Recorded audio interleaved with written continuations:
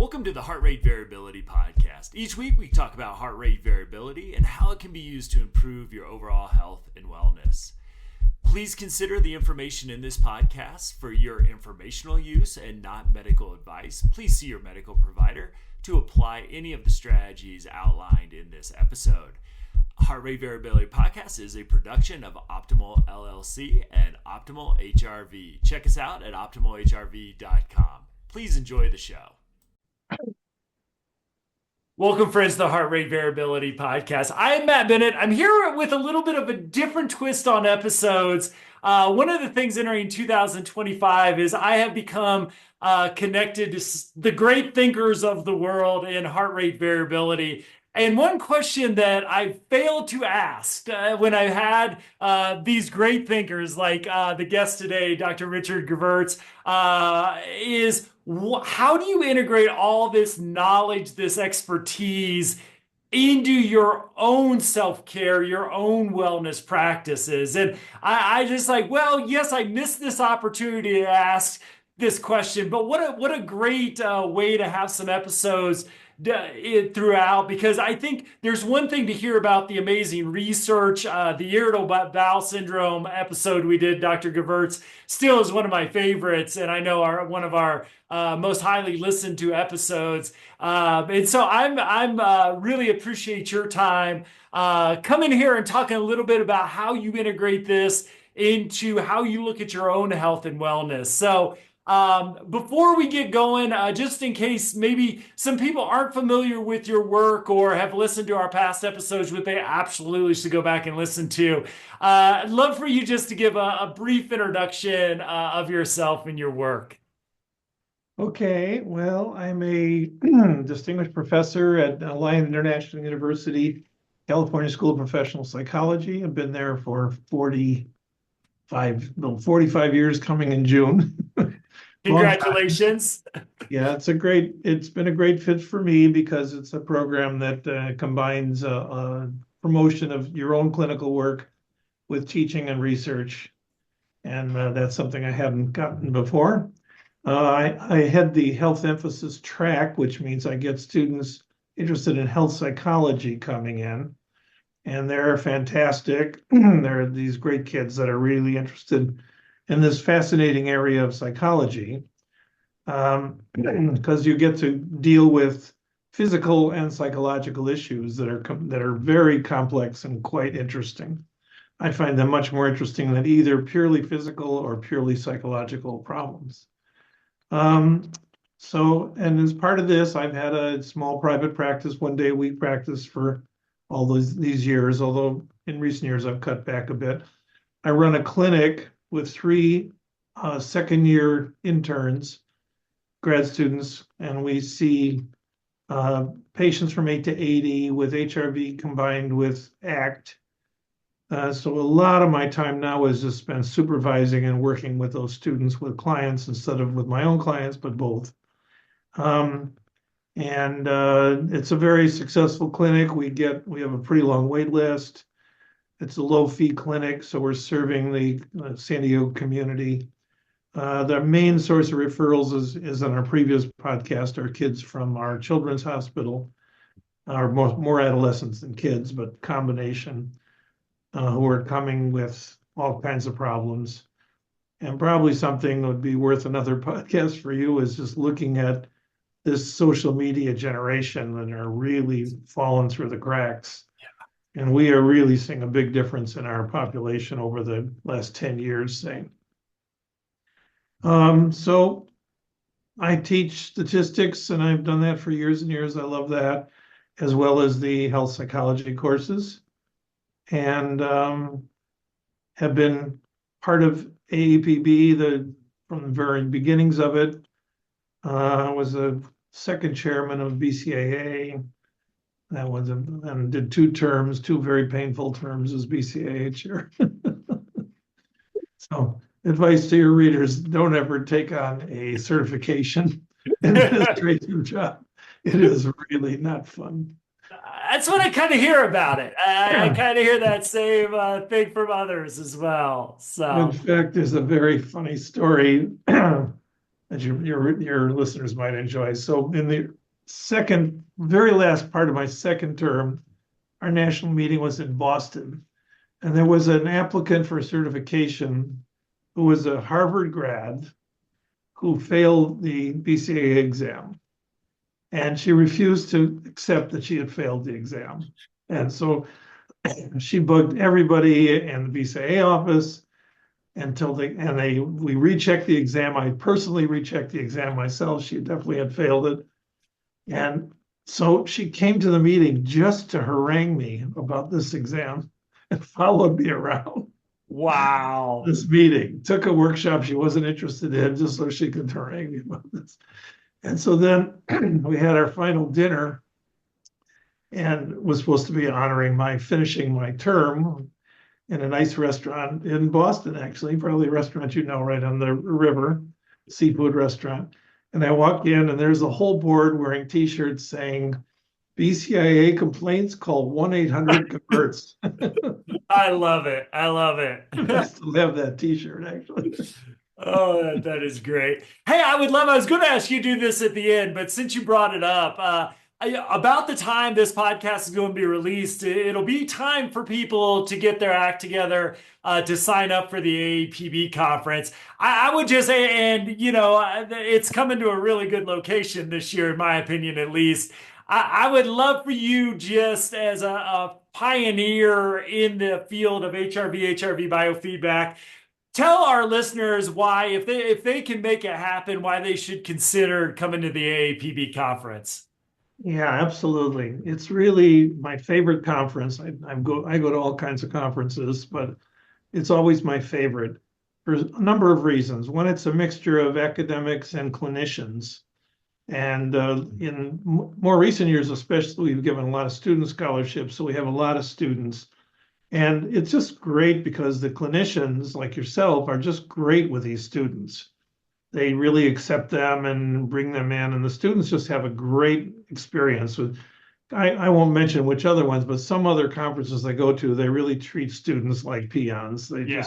They're not important at all. And that's true for everybody in the society these days. There's nobody that's beyond really being interested in students. We love our students, and you get to hobnob with whoever the leaders are. And these days, it's pretty much HRV or neurofeedback, the two most prominent things going on. Plus, we bring in great enrichment speakers, and that's been a great thing for me because some of my favorite speakers that I want to hear, I've put those recommendations into Ina Kazan or other people, and they've come. And Yeah. last year we had two fantastic talks of people that I know. That Steve Cole, if you don't know his work, it's unbelievable. And Mara Mather has probably done the very best HRV biofeedback study that has ever been done. So it's a great conference, and this year it's in San Diego. I had a great time of year to be in San Diego. Yes. Which is pretty much always, but especially then, because hopefully there will be no more fires. Yes, no more. I think you speak for everybody, whether we're living through it vicariously or that, in person. I think Southern California has had its fill at this Yeah, point. well, we just got some rain this weekend, so I think Good. we're done with fires for a while. Now we There have we to go. talk about floods, right? So Yeah, I know. It's part of living out west. It's the yeah. extremes, and you all seem to shift between those more than anybody else does. In one of my favorite states to visit and work in, I always love my trips to California. So Okay. great. Well, I would love to, as somebody who's been working with heart rate variability, nearly since the beginning, and has this, just amazing history. Sometimes it's hard to find your articles because you've written so many of them. I was joking with Paul Lear is I was like, hey, I'd love to do your recent article. And I had to even go into more detail about what recent article I want to talk to him about. And you're definitely one of those with just so much history here in building the science and the knowledge base around heart rate variability. And I would love, to hear about how over the years you've applied this to yourself. Because sometimes I find the great thinkers, don't do a whole lot themselves. Other times, and I'm assuming this is true of you, that there is this sort of filter that you see. You do all this great research. You see the impact of HRV biofeedback on your research studies or the clients that you're serving. So I would love just to hear how you look at your own health and wellness and where does, HRV and HRV biofeedback, fit into your wellness and how you keep healthy, motivated, engaged in the great work you do. Yeah, well, so pretty much I practice what I preach. So spend at least 10 minutes a day doing slow diaphragmatic breathing. Um, I'm an avid bicycle rider, so I actually use the diaphragmatic breathing techniques in bike riding, especially for recovery. Um, I and then I'm also a very active ACT, acceptance and commitment therapy practitioner. So ACT is a really one thing I really like about ACT is it puts the clinician in a kind of a parallel role with the client. You're not as in a superior role. So I end up kind of revealing within reason things about myself in the sessions with clients. Mm-hmm. I also breathe with them whenever we're doing the breathing, um, and uh, and I try to apply those ACT principles really on a regular daily basis. Yeah. So trying to understand the kind of automatic thoughts and feelings that I got from being screwed up person like everybody else in the world, and how to kind of accept those and accept that within myself. And I have a whole bunch of those little anecdotes that I use with clients. And it helps me to tell them those anecdotes too, reminds me how to kind of take care of myself. So, and the second one I do is because now my birthday was yesterday and I was Happy 81. birthday. Thank you. So I've had a number of medical issues, as somebody my age has.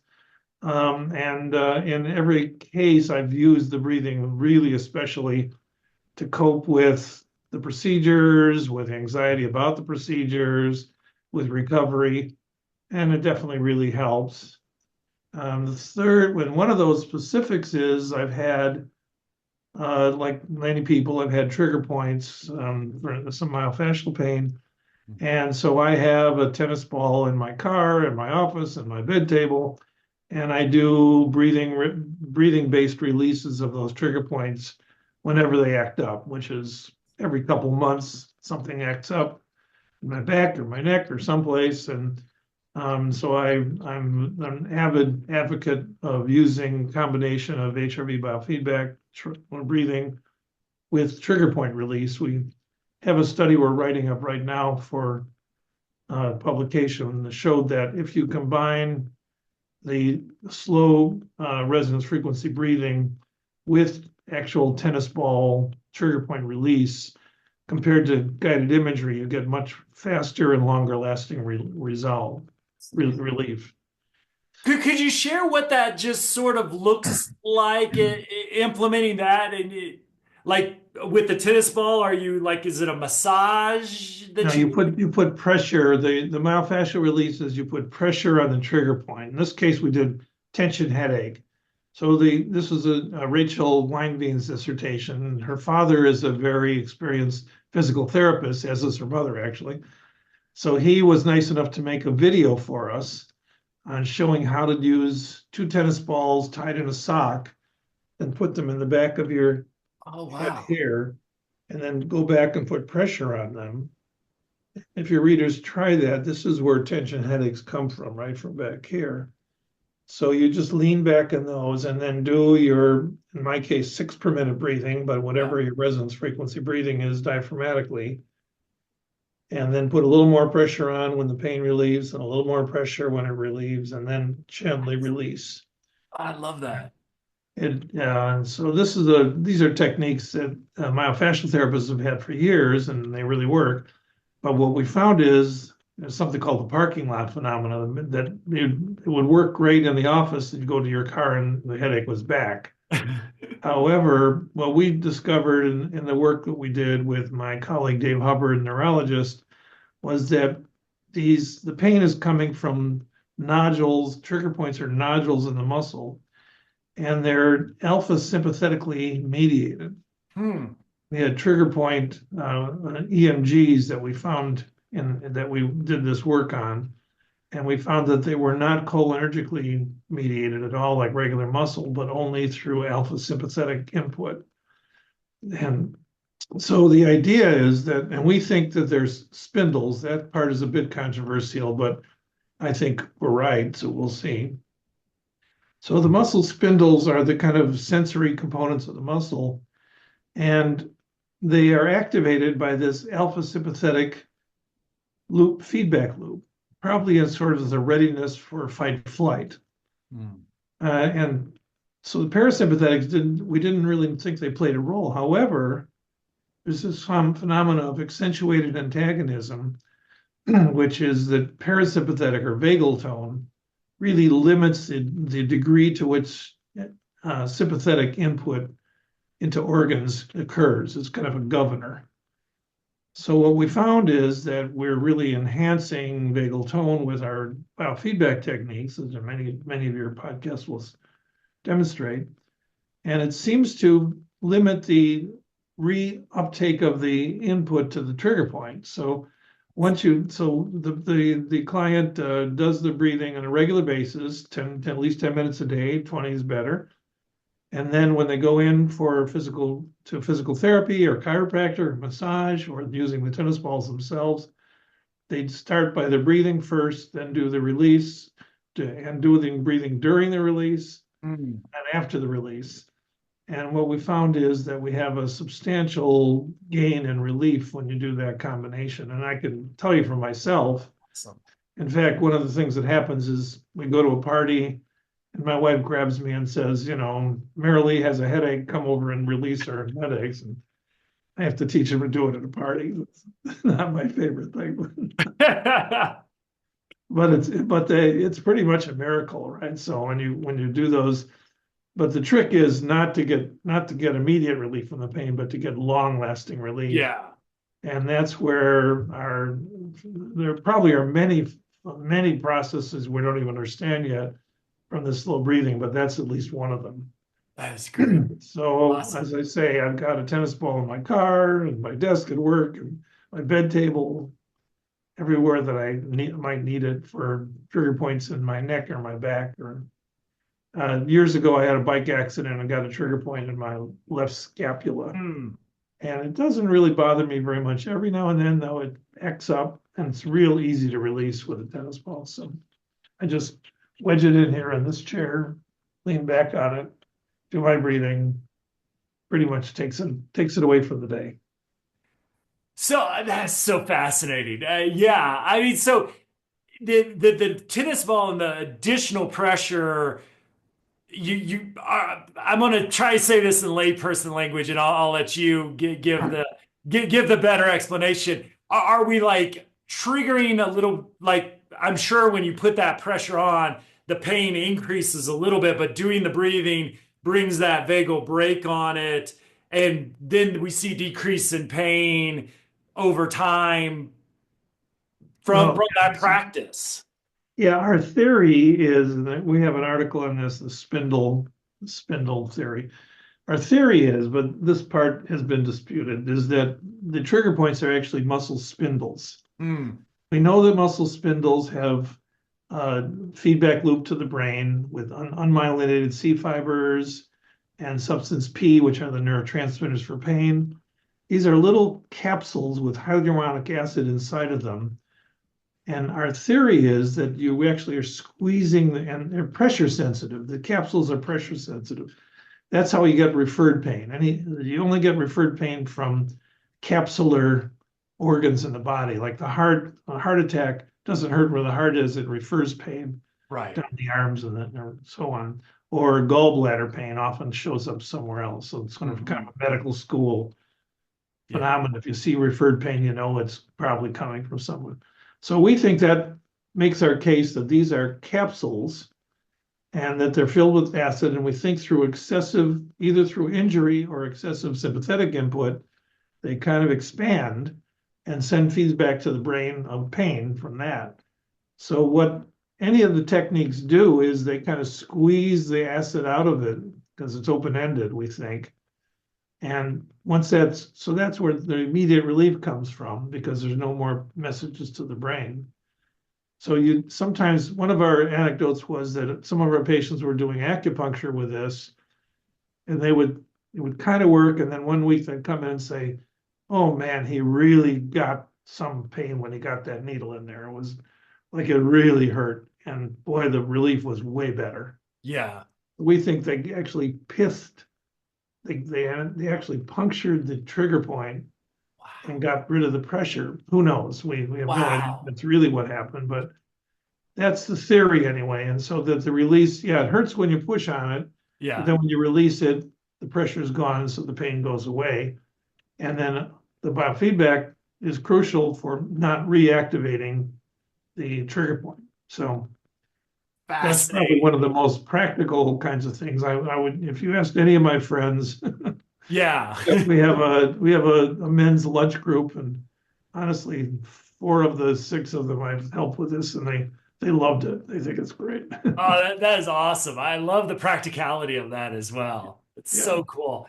So I'd love to hear, anything else you do. And also, like, as somebody who's an expert on heart rate variability, the autonomic nervous system, I would love to, these could just be how you live your day at this point, but like different behavioral changes that you may have made, whether that's how you prepare for sleep, how food, obviously you've got the movement side down with being an avid biker there in beautiful San Diego. Just things that, may have made you look at your own health in different ways over the years. Oh, I'd say it's more. I mean, so right from the beginning, I just started using for obviously when any autonomic phenomena occur, I just use the breathing. It's sort of automatic now. Yeah. If I can't get back to sleep, I do it for that. I never have trouble getting to sleep, but I wake up and have trouble getting back to sleep.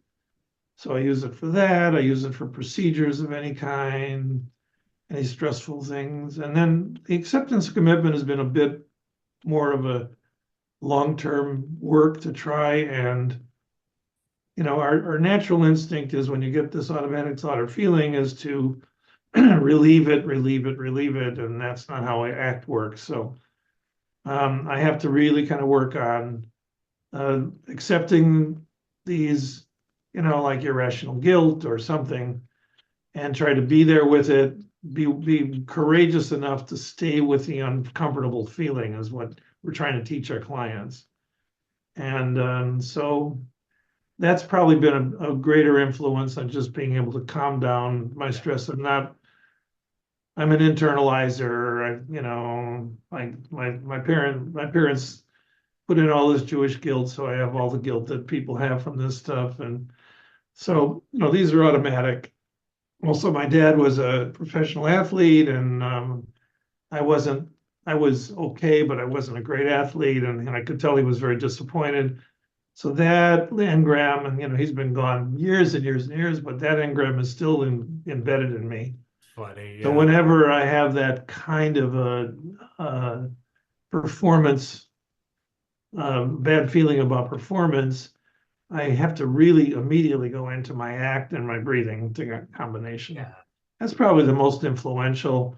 Otherwise, I just try to live what most of us do, exercise, some moderation in diet, but it's Yeah. harder as you get older. Yeah. I wonder, I've been thinking a lot. I just turned 50 a couple months ago. And, it's something, especially as somebody who does a lot of talks on health and wellness and performance, like thinking about what I would go back and tell my 21-year-old self. And, and a lot, that 21-year-old self, I have to give him credit, was did some pretty decent things and could have done some things a little bit differently. But one of the things that just impresses me the heck out of when I go to AAPB is the cognitive brilliance of folks that, whose age I'm approaching very rapidly. Let's put it that way. And as someone who seems as sharp as any 20-year-old I meet, I wonder, like, if you were to say, hey, somebody who turns 50 or somebody who turned 30, I want to be like as sharp as you are, as I get older and still contribute the way you contribute to the field, still have your energy. You've mentioned HRV biofeedback, but I wonder just any other suggestions that Yeah. as a role model for all of us, how do we keep our sharpness moving forward in our lives and our careers? Well, first of all, choose your parents carefully. That's a good. So I got the good and the bad from both parents. My mom made it to 98 and Yeah. was very, very sharp until she was a bridge champion until well into her 90s. So, Wow. and my dad died much earlier, but he had other traits that. So I don't know. I'm not sure what I would tell my 20-year-old self. Probably believe in moderation in all things. That's always been my thing.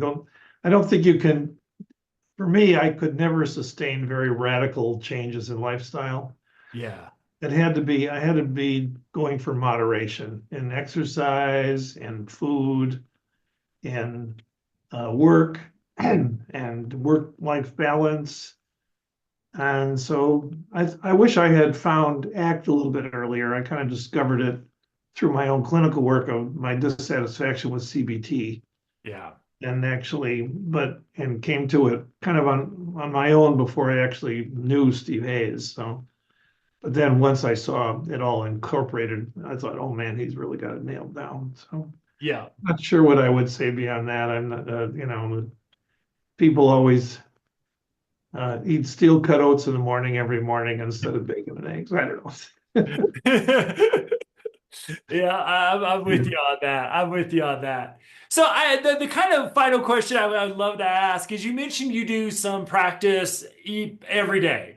And then you use it throughout the day, you use it as a tool. I just kind of wonder in that, especially those 10-minute blocks that you do, are you one that kind of clears their mind? Do you use meta statements? Do you do guided meditation? I'm just curious, what is Yeah, in your no, head during your I practices? I tried meditation when I was younger, especially transcendental meditation. I was a total failure at it. I couldn't. I've got a monkey mind. I could not sit there and do that. So no, the breathing meditations is what saved me. As Yeah. long as when my mind wanders, I go right back to the breathing again and do my counting of the breathing, or else using a pacer, and that I can do for 10 to 20 minutes. But I can't just mindfulness by itself. I imply mindfulness many times in the day, but I cannot sit and do a full mindful meditation. And I found that to be actually a useful clinical tool because many of our clients can't and I was feel going to like ask you about they're that. Yeah. failures. And so I can identify. I say, yeah, you know what, I can't do it either. However, mindfulness doesn't have to be a single sitting meditation. It's a way of looking at everything. Yeah. And so that I've been much more successful at is kind of something happens, an automatic thought, feeling, belief. I immediately launch into a mindful response to that, and if need be, some breathing. And that could be some days very few times, other times a lot of times. And political climate we're in now, I'm trying to do that a lot. Yeah. So, and that's a challenge. So, Yep. but otherwise, I don't know. I wish I had been able to do regular daily full meditation. I think that's great if people can do that. Although it's an interesting thing to talk about is when we look at transcendental meditators, only the very experienced ones breathe anywhere near the breath rate that we think you need to breathe at. Right. And the same for mindful meditators. Yeah. So this is a dilemma because you're not supposed to do anything with your breath in those kind of meditations. You're supposed to just be aware of it. Yeah.